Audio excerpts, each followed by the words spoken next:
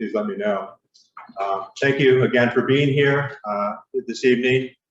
With us tonight is Jesse Vandercreek, engineer from Hubbell Roth & Clark, and Jennifer Morelli is also here from Hubbell Roth & Clark, and she assisted me on a brief presentation I'd like to give this evening. Following my presentation, we've invited Sue McCormick from Great Lakes Water Authority, and she will provide an update from the Great Lakes Water Authority's perspective as well.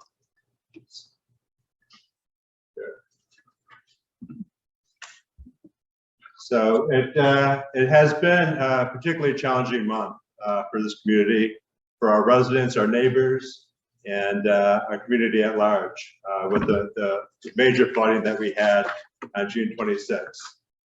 It was devastating, it was difficult, and we've seen the hardship that many of you in the audience have experienced. We've also experienced subsequent flooding events over the last few weeks that have resulted in significant rainfalls. This is some data. Obviously, the first date, June 26th, I've shared with City Council in the past. We received 6.5 inches of rainfall in about in a 24-hour period, which is obviously very significant. Something, as a city manager for 30 years, we've never experienced anything like before. To make matters more challenging, kind of salt in the wounds, on July 8th, we received 1.01 inches in 15 minutes, and on Friday, July 16th, we received 2.74 inches in about 6 hours. Clearly, those events were not as significant in the amount of volume, but they were significant because of the short duration in which we see that rain. It came down very fast. In addition to that, there was quite a moisture factor. There was the antecedent moisture because of the rainfall that we've had in that period exacerbated the situation. We had actually 12.36 inches of rainfall in a 28-day period. And just for perspective, that's about a third of the rainfall we would typically have on average for this region. What period? Pardon? For a 28-day period. Just leading before the the June 26th rainfall and up to the July 16th. July 16th rainfall. What we know the impact was massive. It was a regional event that impacted thousands of homes, probably tens of thousands of homes, and hundreds of businesses throughout the region. Locally, we had questions: how did our pump station perform? Did it operate properly? The answer is yes. Our pump station worked as designed. All pumps were called upon and operated through the duration of the storm. We've received reports from the other Grosse Pointes as well that their pump stations all operated as designed. But the result was still massive flooding for the area. Governor Whitmer declared a state of emergency for Wayne County, and more recently, President Biden has declared a major disaster for Wayne County. This is important because that allows federal assistance.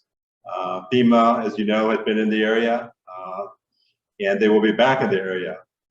We've gotten questions about the application process for aid, how that works, and I know there are still a lot of questions out there. We have a meeting tomorrow with representatives from FEMA and Wayne County that will outline some of those procedures. But they will be setting up an office in the Grosse Pointes that will be able to answer questions, receive forms, and be of assistance. So we hope to have an announcement on that in the very near future. We ask that residents continue to look at the city website. The website has information on how to file complaint forms. It also has links to the disaster assistance site provided by FEMA.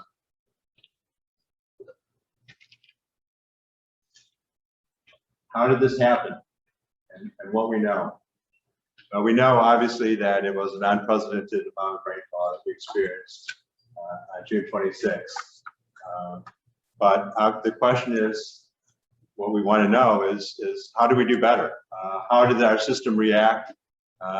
What can we do to improve that, improve circumstances when we have unprecedented rainfalls? Right after the June 26th event, Mayor Theros and I and the city managers and mayors from the other Grosse Pointes did have a virtual meeting with representatives from Great Lakes Water Authority, and they pledged to do an investigation of how their system performed on their end and steps they're taking, hopefully to improve their infrastructure. And again, Sue McCormick is here tonight, and she'll have an opportunity to provide that update shortly. Can we prevent this from occurring again? The goal is obviously to mitigate what happened. And it will take, I think, regional solutions as well as local solutions. And when I talk about regional, this is a map I presented at our council meeting last month that shows really the whole area that's served by the Connor Creek pump station. It's a big area. It's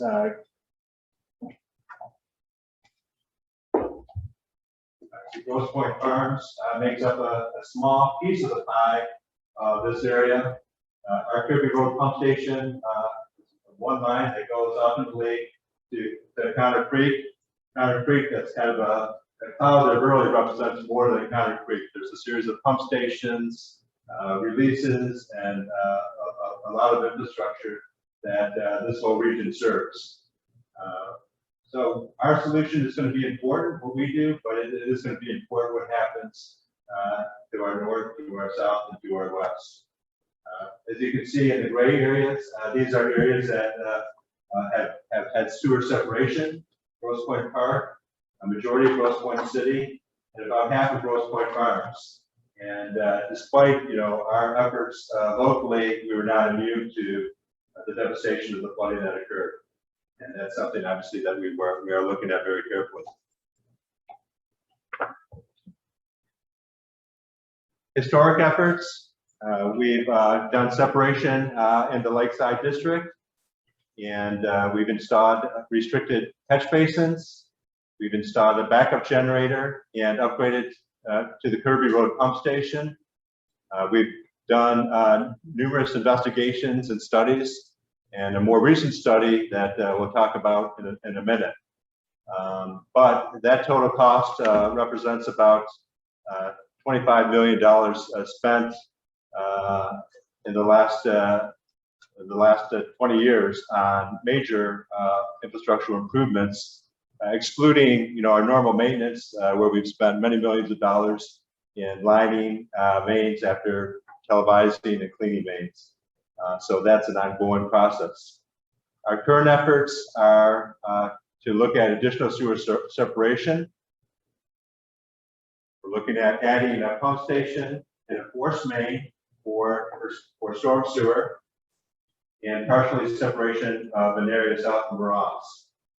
And so, again, looking at this map, that northwest quadrant that you see between Mac and Chalfont, north of Grosse, is an area that we really have focused on based upon some of the studies that we've done where we've actually metered our sanitary and storm sewers throughout the city. And we know where a lot of that stormwater is entering the system. In addition, we have a large area of the country called Detroit, which is land, but there's a significant volume of runoff stormwater that comes from the golf course. So part of the objective is to take that stormwater, new storm drains, capture that stormwater, bring it to a pump station at the corner of Chalfont and Grosse, and then through a force main take that water out of the system and out to Lake St. Clair. In addition, partial separation, we're looking at some areas where we have very shallow combined sewer lines that make it more difficult to transfer the storm water out of the system. We're looking at doing partial separation in those areas as well to, again, alleviate the amount of combined sewage going to the Kirby Road pump station, which ultimately gets pumped to Great Lakes Water Authority for treatment. The estimated project is in the $30 million range. Earlier this year, City Council approved going forward with the basis and design of that project. So literally, our engineers, Hubbard and Clark, have actively been working with the city. We've had many meetings and developing a design that will ultimately come to council in the near future for approval to proceed with completing the engineering of that project. What can the city do? We've kind of a recap. Separate areas that can easily be discharged to the lake, and we've done that with the Lakeside District. So pretty much from Ridge Road to Lake Shore, because of gravity, we could easily send that storm water out to the lake and out of the combined system. Reduce peak flows by installing restricted catch basins. This is a catch-22. It really does help the system by holding water on the streets and delaying it getting into the combined system, allowing the pumps to maximize the capacity. And the downside, obviously, is we do have street flooding as a result.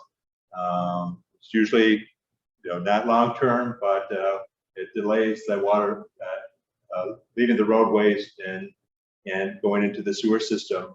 And we've always said, I look at it as a positive thing because we always rather see water on the street as opposed to basements if we can have if there can be that opportunity.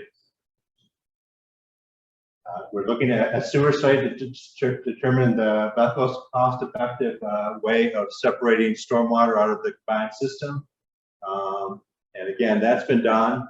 We had a meeting in January where we looked at many options on how to best and cost efficiently get water out of the system. And that really has led us to going into the basis of design for that southwest quadrant and pulling the water off Country Club of Detroit. It will also involve installing the stormwater pump station, as mentioned, and which is in the process. The city acquired property for that purpose over a year ago, and that's part of the design process. And then partial separation of combined sewer areas that we know are shallow and are problematic. Potential future project considerations, consider the ongoing separation of our sewer system. And we look at this as something that will continue. It will continue in phases. We'll look at additional pump stations. We'll look at other ways to try to relieve the system by taking stormwater off the system. We also want to consider looking at ways to directly discharge sewage out to the lake. That becomes a much more challenging process, but something we're looking at. So in summary, it's a difficult process. It's a difficult issue.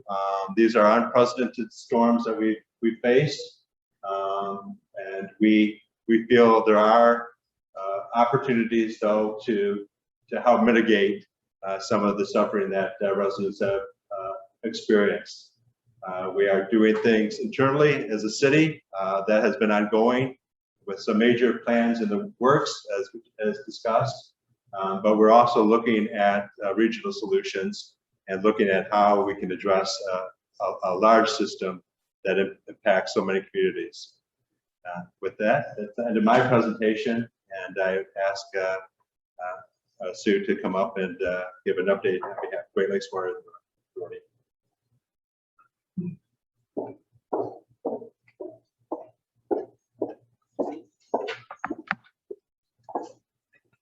Thank you. I didn't bring slides with me this evening. I thought we'd just have a conversation. I'm sure that you all know and appreciate the fact that we say it was an unprecedented rain event because you experienced it personally.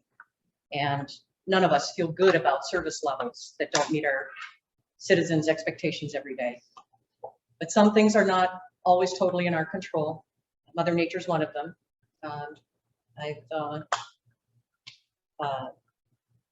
It was an unprecedented event.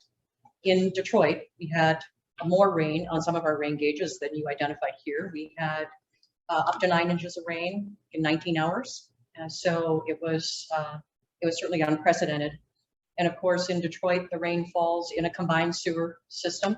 And so a lot of that rain makes its way very quickly to the combined sewer system. We have 2 pumping stations, actually, both the Fruit Station and the Connor Station, that serve generally the same area. They work in concert with one another. At the Fruit Station, we had some operational issues. The operational issues were related to power deficiency. We discovered, some of our staff discovered early in the morning on June 25th that we didn't have all the power to the station. We discovered that we had only 1 line available out of 3, and that line would only support the operation of 3 pumps. Backup power generation there. It's on the same line that we had remaining available to us. As you imagine, we've been in significant conversation with our power suppliers. They've been on site with us looking at solutions. We do have the second feed restored, so we now have 2. That allows us to operate all of the pumps that are necessary at that station to meet our maximum pumping capacity there. 7 pumps is what we're generally shooting for there. We have ongoing discussions with DTE regarding bringing a 3rd feed in. We are hoping they've got 2 different options that they're looking at for bringing a 3rd feed back in.